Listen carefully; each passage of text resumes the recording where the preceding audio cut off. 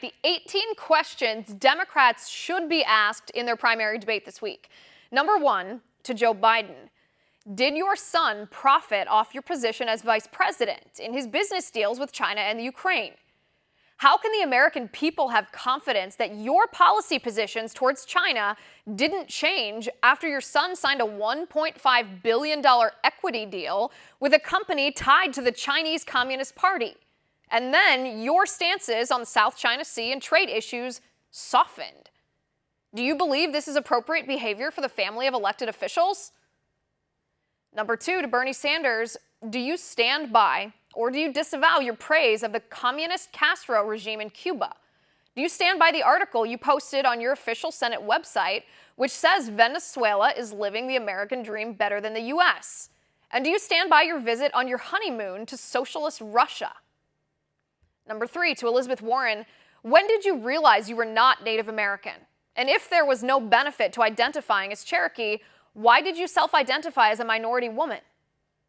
Number 4, to Pete Buttigieg, since 81% of the American people believe that late-term abortion should be illegal, how can you support keeping late-term abortion legal in contradiction to the majority of the country and still call yourself a moderate?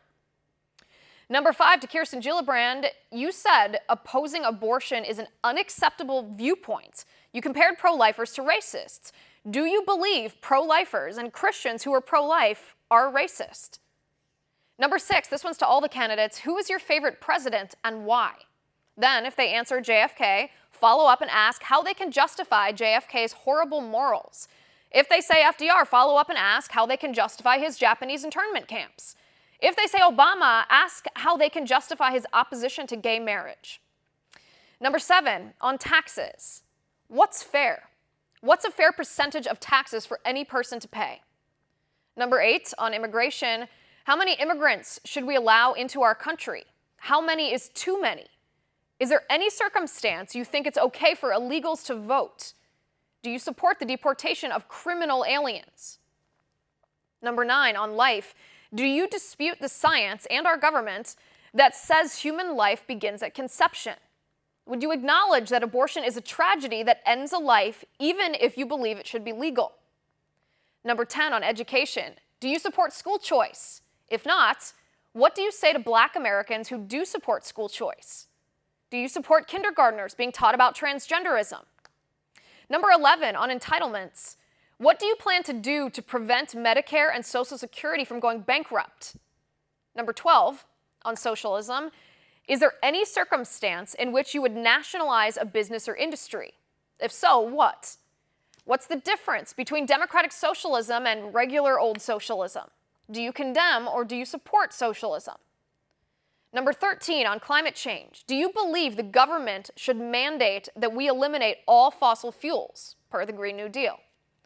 Number 14, on healthcare. In the UK and Canada, they are experiencing rationing in healthcare due to costs.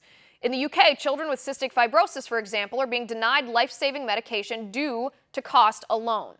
How do you justify that with wanting to bring a government-run system like that system here? Number 15, on free speech. Do you believe there should be restrictions on free speech for hate speech?